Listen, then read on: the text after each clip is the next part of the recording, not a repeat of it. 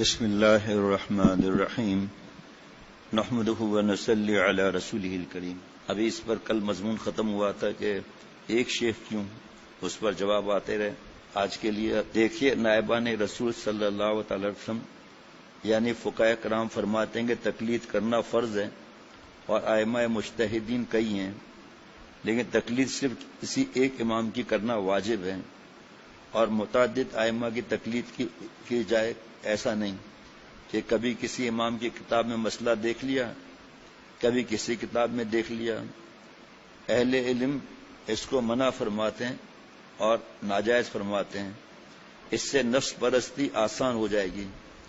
تو جب فقہ ظاہری میں تقلید شخصی واجب ہے، تو تصوف یعنی اصلاح باطن کے لیے بھی ایک ہی شیخ کی اتباع ضروری ہے۔ اتفاق سے ائمہ مجتہدین جو مشہور ہیں 4 ہیں، اور تصوف میں بھی 4 ہی سلسلے ہیں۔ اب ان میں سے کسی ایک کو اختیار کر لیا جائے کافی ہے۔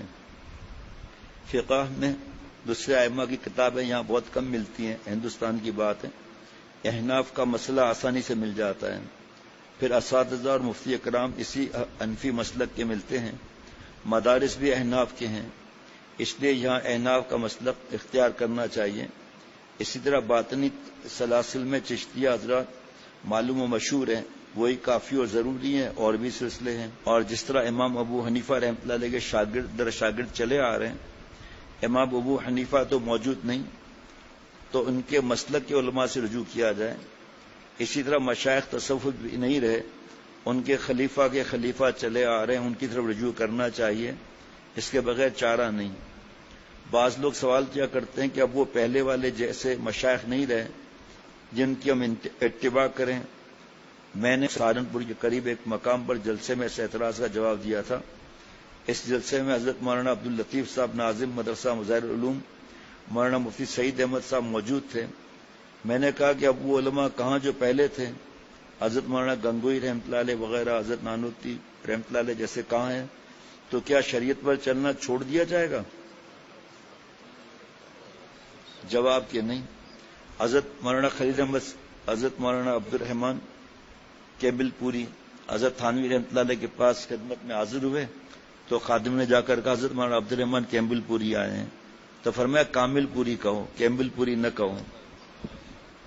پھر حضرت سے ملے تو حضرت نے ان کو خلافت دی، تو مولانا عبد الرحمن صاحب رحمۃ اللہ نے عرض کیا کہ میں تو آپ سے بیعت بھی نہیں ہوں، آپ خلافت دے رہے ہیں۔ حضرت مجدد رحمۃ اللہ نے فرمایا کہ بیعت ہونا فرض تھوڑی ہے، فرض تو اصلاح ہے، وہ آپ نے کام کر لیا، اب میں آپ کو خلافت دے رہا ہوں، بیعت کا کیا، ہاتھ آگے بڑھائیے میں آپ کو بیعت کر لیتا ہوں۔ بیعت ہو گئے۔ ان کے پوتے مولانا طلحہ رحمانی بنوری ٹاؤن میں ہوتے ہیں، استاذ ہیں، آگے کتب خانہ بھی ہیں ان کا۔ حضرت والا سے بیعت تھے، اور ہم لاہور جا رہے تھے، حضرت والا کے دائیں طرف میں بیٹھا تھا، بائیں طرف مولانا طلحہ رحمانی بیٹھے تھے۔ ہوائی جہاز میں بیعت ہوئی ہے، زمین اور آسمان کے بیچ میں خلا میں حضرت ہنس رہے تھے۔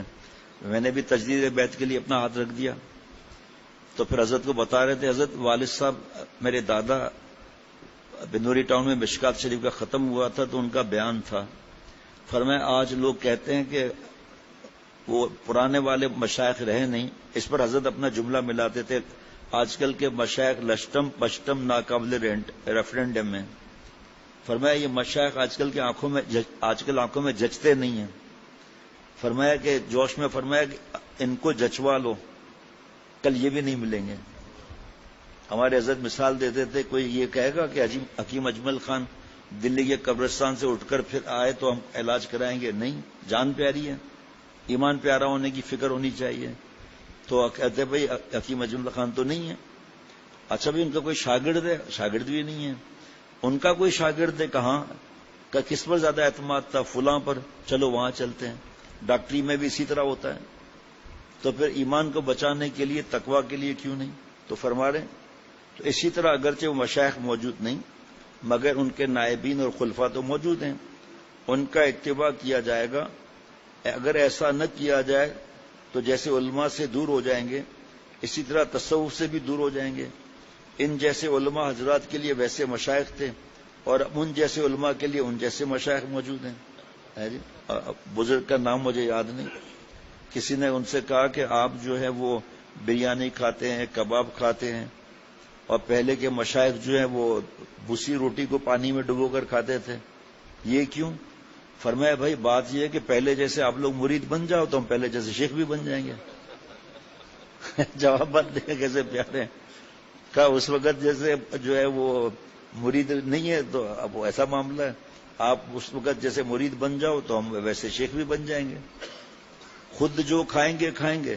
جہاں طالب علم کو کوئی ایسی چیز ملی، حضرت شاہ رڑک صاحب رحمۃ اللہ علیہ سے کسی نے کہا حضرت علماء کے تو بڑے مزے ہیں، سفید لباس سے تو کم نہیں پہنتے، مرغے سے تو کم کھاتے نہیں ہیں، جہاز سے تو کم چلتے نہیں ہیں، یہ مولانا لوگ تو بڑے مزے میں ہیں، فائدے میں ہی فائدے میں. فرمایا وہ اپنے زبان پر قائم ہے کہاں؟ آپ اپنے زبان پر قائم ہے کہاں؟ جب مولوی مزے میں تو اپنے اولاد کو مولوی کیوں نہیں بناتے؟ اب اس وقت اوپر دیکھنے لگیں گے. حسد ہے حسد. اللہ ان کو عزت دیتے ہیں نا طلباء کرام کو، اور ان کے بارے میں دیکھتے ہیں کیا کیا لکھا ہوا ہے تو حسد اور جلن ہوتی ہے. ناظم صاحب اس سے بہت خوش ہوئے اور میری پشت پر ہاتھ رکھ کر فرمایا خوب فرمایا. غرض یہ خطرہ ہے کہ اب ایسے مشائخ کہاں ہیں. یوں تو اس وقت بھی ایسے لوگ موجود تھے جو کہتے تھے کہ حضرت مولانا رشید احمد صاحب گنگوئی عالم فقیر تو بے بدل ہیں لیکن بزرگی اور چیز ہے. توبہ توبہ. صاحب اس خیال خام سے پرہیز چاہیے، یہ سب خطرہ ہے. بزرگوں کی نظر سے فائدہ حاصل کرنا چاہیے. دین ہوتا ہے بزرگوں کی نظر سے پیدا. اس نظر سے مراد صحبتی ہی ہے. نظر چند قسم پر ہے، نظر عینی، نظر تعلیمی، نظر قلبی. آنکھ سے دیکھنا توجہ کرنا نظر دعائی ہے. دل سے متوجہ ہونا نظر قلبی ہے. یہ سب نظریں بمانے توجہ ہیں. نظر ایک ایسی شے ہے کہ اس کا اثر ضرور ہوتا ہے. مولا علی قاری رحمۃ اللہ علیہ مشکات کی شرح میں مرکات میں فرماتے ہیں نا، کیا بری نظر تو آپ مانتے ہو؟ فکیف نظر العارفین، اللہ والوں کی اچھی نظر کیوں نہیں مانتے ہو؟ جناب نظر ایک ایسی شے ہے کہ اس کا اثر ضرور ہوتا ہے، خواہ ظاہراً معلوم ہو یا نہ ہو. حضرت فرماتے تھے اہل علم اپنے بچوں کو تعلیم تو دیتے ہیں مگر صحبت کا ان کو بھی شوق نہیں. اہل صدق کو اہل صلاح کے پاس بھی بچوں کو لے جانا چاہیے، ورنہ چھٹیوں میں ان کو وہاں بھیج دیں.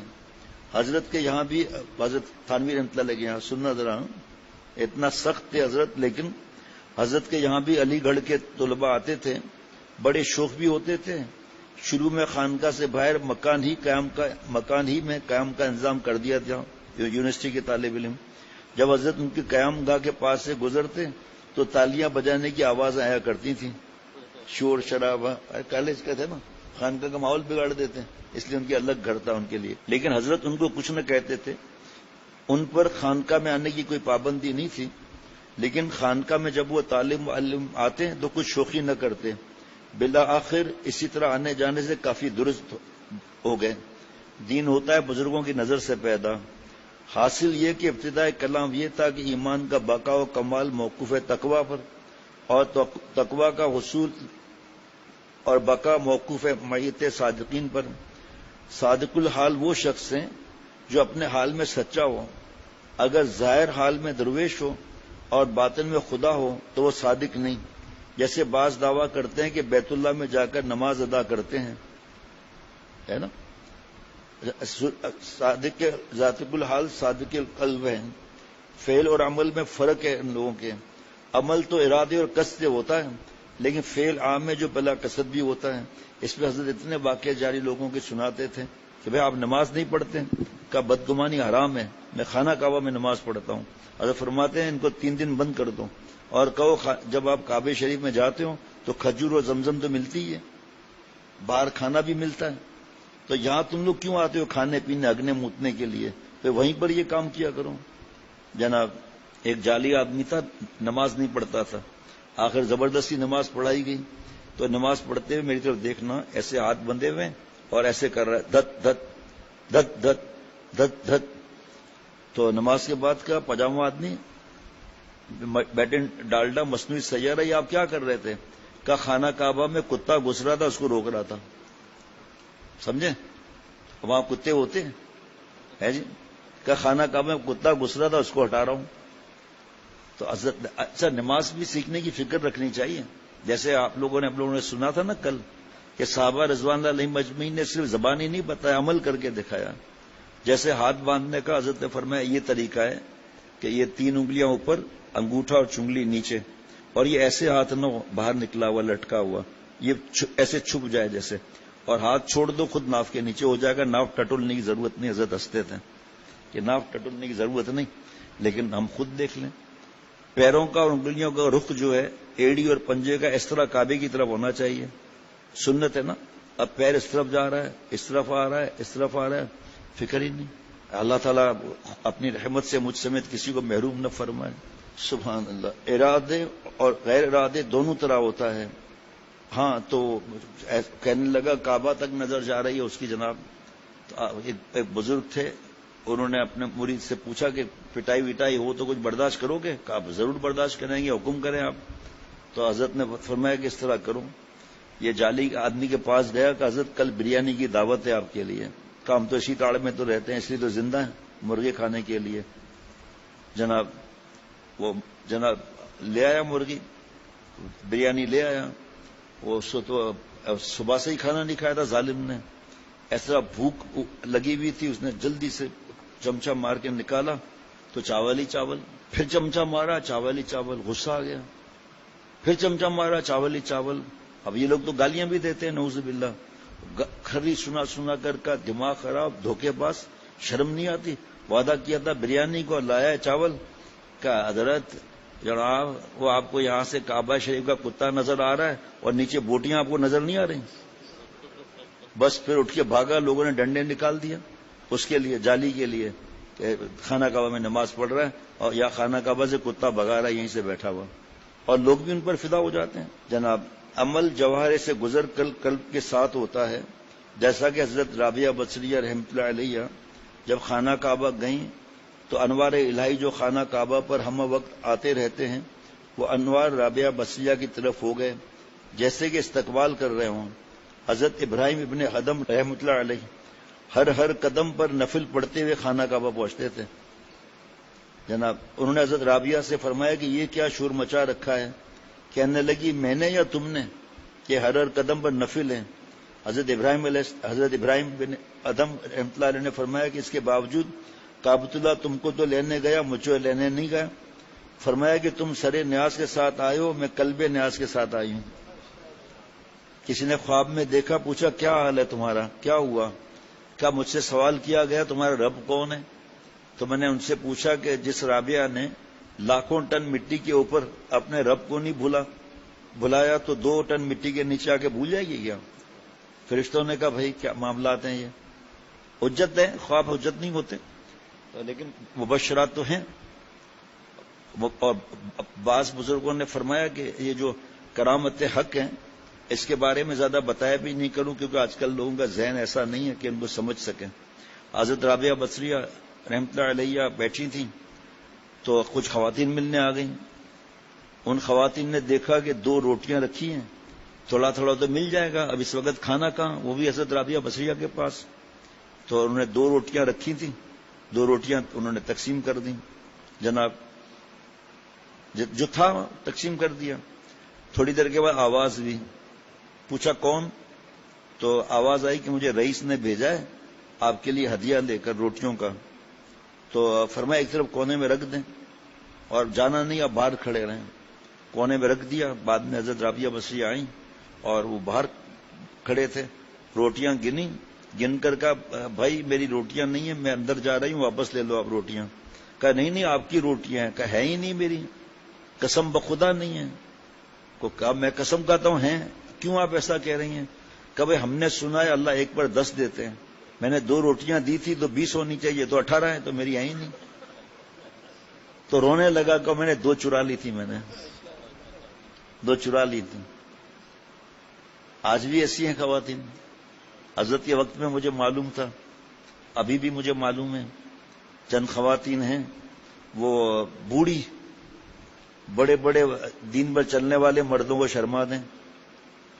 حضرت والا 1-2 خواتین کے لیے فرماتے تھے یہ بیوہ ہیں، بوڑھیاں ہیں اور رابعہ بصریہ ہیں، ان سے دعا کرایا کرو.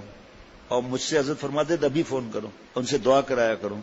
جناب ہم لوگوں کی تو ایک عادت ہو گئی ہے، نماز میں خشوع خضوع کی ایسی عادت بڑھ گئی جیسے کسی کو چھوٹے لقمے سے اور کسی کو بڑے لقمے سے کھانے کی عادت ہو جائے.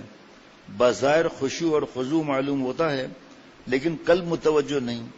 دوسرے کو ہماری ظاہری سکون سے پڑھتے ہوئے دیکھ کر دھوکا ہو جاتا ہے، لیکن اللہ جل شانہ سے کیا چھپ سکتا ہے. خشوع اور خضوع میں استحضار ہونا چاہیے، یہی دل کا استحضار جو ہے وہ معیت حق ہے. وساوس کا خود بخود آنا خشوع اور خضوع کے خلاف نہیں، لیکن بعض مرتبہ وسوسہ ابتدا تو خیر اختیاری ہوتا ہے مگر انتہا اختیاری ہو جاتا ہے اور نمازی دھوکے میں رہتا ہے. ایسے امور کی رہبری کے لیے بھی شیخ کی ضرورت ہے. اس میں ایک واقعہ سنیے. حضرت تھانوی رحمۃ اللہ علیہ کے پاس ایک شخص آیا، اس نے سوال کیا حدیث شریف میں آیا کہ زنا کی کثرت سے طاعون پھیلتا ہے، یہ سمجھ میں نہیں آیا. فرمایا اس کا مفہوم سمجھ میں نہیں آیا یا اس کی تطبیق؟ جواب ملا کہ مفہوم تو آسان ہے، اس کا جوڑ مشکل ہے، وہ سمجھ میں نہیں آیا. فرمایا سمجھ میں نہ آیا تو کیا ہوا؟ عرض کی حضرت ابراہیم علیہ السلام نے فرمایا تھا دل کے اطمینان کے لیے. فرمایا اس کی کیا دلیل ہے کہ حضرت ابراہیم علیہ السلام کے قلب کو اطمینان ہو گیا تھا تو آپ کو بھی ہو جائے گا؟ یہ دینیات کے پروفیسر تھے، چلے گئے اور ساتھیوں سے کہا اصل جواب یہی ہے. پھر دوسرے وقت حضرت نے ارشاد فرمایا کہ حضرت ابراہیم علیہ السلام کو مشاہدہ کرا گیا تھا، وہ پیغمبر تھے. اگر میں دلیل عقلی سے سمجھا تھا، اور چونکہ دلیل عقلی میں ایک درجے کا کمزوری ہوتی ہے اور مخاطب کو سکوت ہو جائے گا، اس سے اطمینان قلب کیسے ہو سکتا ہے؟ جیسے اللہ تعالیٰ تصور میں نہیں آ سکتے. ہاں ان کا دل سے ذکر کرو، ذکر کثرت سے ہو، مداومت سے ہو اور روئے میں سما جائیں، مشاہدے ہی کی کیفیت ہو جائے گی. یوں تو سب کہتے ہیں کہ اللہ تعالیٰ حاضر و ناظر ہے، عقیدہ ہے مشاہدہ نہیں، اس لیے کہ ذکر نہیں، مراقبہ نہیں. روزانہ اگر مراقبہ ہو تو وہ حالت ہو جائے گی جیسے کسی شیخ نے مریدوں کو بات مراقبے کا کہا تھا، کبوتر وہاں سے ذبح کر کے لاؤ جہاں کوئی نہیں دیکھتا. وہ کسی طالب کو جو آیا تھا وقت لگانے شیخ کے پاس، وہ جلدی خلافت دے دی حالات دیکھ کر. حضرت والا رحمۃ اللہ علیہ ساؤتھ افریقہ میں گئے پہلی دفعہ تو چند بڑے بڑے علماء کو حضرت نے خلافت دے دی، بڑے بڑے مدرسے کے محتمم صاحبان کو. اعتراض، بھائی وہ شیخ ہے، اس کی مرضی، آپ کا کیا مسئلہ ہے؟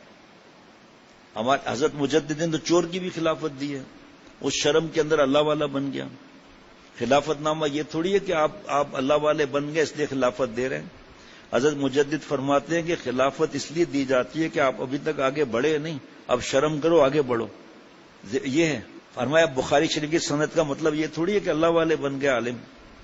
حضرت شیخ الاسلام دامت برکاتہم فرماتے ہیں یہ سند جو ہے اس لیے نہیں ہے کہ اب ضرورت نہیں ہے، بلکہ اب عالم بننے کی ابتدا ہے، اس کی فکر رکھنا چاہیے. تو حضرت والا پر اعتراض شروع ہو گیا وہاں. حضرت والا رحمۃ اللہ نے رات کے بیان میں فرمایا کہ آپ لوگوں سے ایک سوال کرنا ہے، آپ لوگوں سے ایک سوال کرنا ہے. وہ سوال یہ ہے کہ اگر کوئی باورچی بریانی بنا رہا ہے اور اس کا انتقال ہو جائے تو دوسرا جو باورچی آئے گا دوبارہ اس کو بنائے گا تو ملیدہ ہو جائے گا، تو دوبارہ اس کو بنائے گا یا دم دے گا اس کو؟ سب نے کہا حضرت دم دے گا. فرمایا یہ علماء دو اس میں سے شیخ الحدیث والا زکریا صاحب رحمۃ اللہ علیہ سے کتنے برسوں سے تعلق رکھتے تھے، یہ ان کی بریانی پک چکی ہے، اختر نے تو صرف دم دیا ہے. تو اللہ والے نے خلافت دے دی تو حسد شروع ہو گیا کہ ہم اتنے پرانے، ہمیں نہیں ملا، ان کو مل گیا. تو اس پر اللہ والے نے فرمایا کہ کبوتر وہاں سے ذبح کر کے لاؤ جہاں کوئی نہیں دیکھتا ہو. تو جو رسوخ کو پہنچ گیا وہ زندہ لے آیا، باقی نے کہا ہم نے یہاں ذبح کیا، یہاں زندہ کیا. جس کے دل میں نسبت مل چکی تھی وہ زندہ کبوتر یا مرغی، کسی جگہ مرغا لکھا ہوا ہے. تو حضرت نے ان سے فرمایا اس اللہ والے نے کہ کیوں بھائی ذبح نہیں کیا آپ نے؟ کہ حضرت کہاں ذبح کروں؟ آپ نے فرمایا تھا وہاں ذبح کرو جہاں کوئی بھی نہیں ہوتا. اب میں جہاں جاتا ہوں وہ ہوا معکم وَإِنَّمَا كُنتُمْ، تو جہاں بھی میں تیرے ساتھ ہوں، تو تنہائی ملی کہاں مجھے؟ حضرت نے فرمایا دیکھو بتاؤ آپ لوگ مرغی ذبح کر کے آئے نا، اس کا جواب سنو، قرآن پاک سے جواب مل رہا ہے. اسی طرح ایک اور اللہ والے کا واقعہ ہے، انہوں نے بھی خلافت جلدی دے دی. تو اعتراض، اللہ والوں نے بلایا بھائی لکڑیاں تازہ کاٹ کر لے آؤ. تازہ کاٹ کر لائے کہ آگ لگا، اس کے اندر آگ لگے ہی نہیں، شوں شوں کرے لکڑی. فرمایا یہ پرانی لکڑی ہے سوکھی ہوئی، اس کو آگ لگاؤ، لگ گئی۔ فرمایا اعتراض کرنے والوں، بدگمانی کرنے والوں، یہی گناہ کم ہے؟ یہ آیا تھا، اس نے مجاہدہ کیا، فوراً پورا چپک گیا ساتھ میں۔ سوکھی لکڑی، تم لوگ گلی لکڑی ہو، ابھی تک شوں شوں کر رہے ہو۔ اللہ کے پاس پرانا اور نیا نہیں چلتا، نہ پرانا اور نیا مسلمان چلتا ہے، نہ شیخ کے بعد پرانا اور نیا چلتا ہے جناب۔ تو ذبح کیسے کرتا؟ حضرت کو یہ جگہ ایسی نہ ملی جہاں اللہ نہ ہو، تو یہ گمان کی بلا دیکھیے تصور کیسے ہو سکتا ہے، یہ ثابت ہو گیا نہیں۔ پھر صوفیہ نے یہ تصوف باری تعالیٰ کا کہاں سے نکالا؟ بلا دیکھیے تصور، یہ بیچاروں کی ناواقفیت کی دلیل ہے، نا تجربے کاری ہے۔ کسی شیخ نے اپنے مرید کو بھینس کا مراقبہ کرایا تھا، جب مراقبے سے فارغ ہو کر باہر آنے لگے تو کہتا ہے کہ باہر کس طرح ہوں، دروازے پہ تو بھینس کھڑی ہوئی، حالانکہ وہاں کوئی بھینس نہ تھی، بس نگاہ میں سما گئی تھی، دل میں بس گئی تھی۔ اسی طرح اللہ تعالیٰ نظروں میں بس جاتے ہیں، جج جاتے ہیں، دل میں اتر جاتا ہے۔ اطباء لکھتے ہیں کہ بعض کیفیات دماغیہ ایسی ہوتی ہیں کہ شعر حقیقت میں موجود نہ بھی ہو، مگر اس کیفیت سے تصور کیا جائے کہ شعر موجود ہے تو شعر نظر آنے لگ جاتا ہے۔ جیسے جنات کا پر رات بیان ہوا تھا، اس کا پنجہ مارنا، خون کا ٹپکنا دکھائی دیتا ہے۔ یہ سب جناب تصوری کے تو کرشمے ہیں، تو اللہ تعالیٰ کا تصور کیا جائے تو یہ کون سا مشکل کام ہے؟ یہ مشق ہونی چاہیے۔ ان واقعات سے سالکین کو تسلی دینا مطلوب ہے۔ سالک کو چاہیے کہ شیخ کی تعلیم کو سرسری نہ سمجھے بلکہ حقیقی سمجھے۔ شیخ کی ہر بات واقعی ہوتی ہے۔ اس قوت اعتقادی کو پیدا کرنے کے لیے صحبت کی ضرورت ہے، اور شیخ سے مناسبت ہونا بھی صحبت سے حاصل ہو جاتا ہے۔ اور صحبت تلاش کرنی چاہیے، خواہ بستی میں ہو چاہے غیر بستی میں۔ جو کہتے ہیں ہم تو شہر میں رہتے نہیں ہیں، تو حضرت فرماتے تھے مناسبت جب نہ ہو تو زبردستی کس سے جڑو گے؟ اور مناسبت جس سے ہے وہ لاہور میں، آپ کراچی میں، تعلق مضبوط رکھو۔ اصل چیز تو اللہ کو راضی کرنا ہے، وہ پوچھتے رہو جناب۔ حضرات انبیاء علیہ الصلوۃ والسلام سے بھی نفع اٹھانے والے بستی والوں سے زیادہ دوسرے لوگ ہی ہوئے۔ آپ صلی اللہ علیہ وسلم سے بھی مکہ معظمہ والوں نے اتنا نفع نہیں اٹھایا جتنا دوسرے لوگوں نے اٹھایا۔ مدارس عربیہ میں بھی یہی حال ہے، بستی کے طلباء کم ہوتے ہیں، باہر کے زیادہ ہوتے ہیں۔ بعض دفعہ یوں بھی ہوتا ہے کہ فیض دور رہنے والے بعض ظاہری قرب والوں سے بھی زیادہ فیض یاب ہوتے ہیں۔ حضرت اویس کرنی ظاہراً دور تھے لیکن قلب سے قریب تھے، کیونکہ والدہ کی خدمت اور اس کی وجہ سے حضور صلی اللہ علیہ وسلم کے پاس نہ آ سکے۔ پتہ ہی ہے سب کو کہ حضور صلی اللہ علیہ وسلم فرمائے، اے عمر میرے بعد اویس کرنی کے پاس جانا، میرا سلام دینا اور دعا کرانا اپنے لیے، میرا سلام کہنا۔ نشانی ایک نشان رہ گیا، ان کے جسم پر داغ تھے، اللہ سے دعا کی تو داغ دور ہونے لگے۔ دعا کی کہ اللہ ایک داغ رہنے دیجئے تاکہ میں آپ کی نعمت کو بھول نہ جاؤں، ایک داغ رہنے دیجئے، جب اس کو دیکھوں گا تو اپنی بیماری یاد آئے گی تو میں شکر گزاروں گا۔ والدہ کی خدمت آج بہو کس کس طریقے سے والدین سے دور کرتی ہے۔ انعام کیا ملا کہ آپ صلی اللہ علیہ وسلم سلام بھجوا رہے ہیں، سبحان اللہ۔ حضرت عمر رضی اللہ عنہ نے اعلان فرمایا کہ بھائی یمن کے کون لوگ ہیں، ہاتھ اٹھائیں۔ اٹھایا لوگوں نے ہاتھ، کیا کرن کے کون ہے، وہ ہاتھ اٹھائے رکھے۔ پھر کرن کے لوگوں سے پوچھا اویس کرنی کو جانتے ہو؟ کہا ایسے تو ہم نے سنا ہے، ایک شخص ہے بہت عبادت گزار ہے، اور آپ یہ جگہ ہے، آپ جائیں گے وہ اونٹ چرا رہا ہوگا۔ حضرت عمر رضی اللہ عنہ اور حضرت علی رضی اللہ عنہ گئے وہاں، تو دیکھا کہ ایک شخص بکریاں چر رہی ہیں اور ایک شخص اطمینان کے ساتھ نماز پڑھ رہا ہے۔ تو حضرت اویس کرنی رحمۃ اللہ علیہ نے محسوس کیا کہ کوئی آیا ہوا ہے، تو نماز مختصر کی۔ حضرت نے پوچھا عمر رضی اللہ عنہ نے کہ آپ کون؟ کہ عبداللہ۔ کہ عبداللہ تو سبھی ہیں، ہم بھی عبداللہ ہیں، یہ بھی عبداللہ ہیں، آپ صاف صاف اپنا بتائیے، آپ اویس کرنی تو نہیں ہے؟ خاموش، اویس کرنی تو آپ نہیں ہے، خاموش جناب۔ پھر فرمایا کہ اپنی جگہ یہ مجھے دکھائیے جہاں نشان آپ کا ہے۔ دکھایا کہ بس آپ صلی اللہ علیہ وسلم یہی نشانی فرمائی تھی اور آپ کو سلام بھیجا ہے، اور ہمارے لیے آپ دعا کریں۔ ماں کی خدمت، دل سے قریب تھے۔ معلوم ہوا کہ شیخ سے دور رہ کر بھی شیخ سے وابستگی ہو سکتی ہے۔ بعض قریب دور ہوتے ہیں اور بعض دور قریب ہوتے ہیں، بس شرط یہ کہ سلسلہ خط و کتابت کا ہو اعتماد ہو، اعتقاد ہو، اطلاع ہو، انقیاد کا الزام ہو۔ اللہ تعالیٰ اپنی رحمت سے مجھے اور ہم سب کو عافیت والی حیات نصیب فرمائے۔ اللہ تعالیٰ اپنا قرب عطا فرمائے، میرے اور ہم سب کے جملہ مقاصد حسنہ اللہ تعالیٰ پورے فرمائے۔ اللہ ربنا تقبل منا انک انت السمیع العلیم، سبحان ربک رب العزت عما یصفون، والسلام علی المرسلین، والحمد للہ رب العالمین۔